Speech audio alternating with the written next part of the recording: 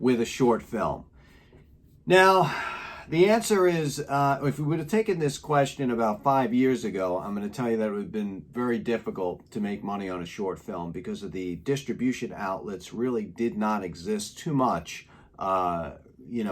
several years ago. Now, today, you have Amazon taking short films, and you have a lot of those VOD platforms sort of taking those short films and putting them on those actual areas as well. So distribution has increased dramatically. Short films have also got a lot of attention with the film festivals these days, like Sundance and all these major players. And people are getting really creative with a short film. They're really making a creative piece that is going up, getting the eyeballs, and it's increasing the big players out there and raising their awareness to say, hey, maybe we should carry these short films. But really the big question is, can you make money doing it? I mean, can you make as much money as a feature film? Like I tell you, the average feature film, if you're doing anything right over 3 years, is probably going to make $250,000. So you have to keep your budgets in line, your budget's low, but that's pretty much where you're going to be when it comes to a short film. Now, you can also raise product placement for the short films. You could still do that. And even in my book, wherever it is somewhere, but it's called Funded and Filmed. You can go to joeciminera.com and sign up for the course on product placement. But even in general, you're making a short film, and let's say, you put it on Amazon. I recommend you put it on Amazon Prime because it'll get the most eyeballs and the most distribution. Of course, you don't get paid as much per view.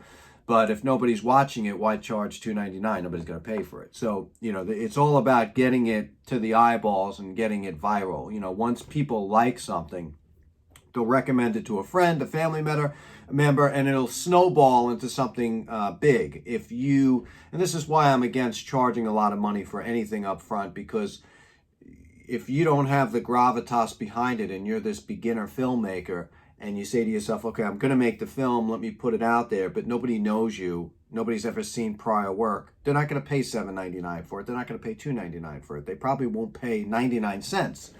So giving them the option to see something for free will give them, the ability to share it and go viral. And then once it gets out there and sort of picks up traction, that's when the money comes in. You're also bringing traffic to home base somewhere, wherever that is. That could be a website, that could be a landing page, that could be a YouTube channel.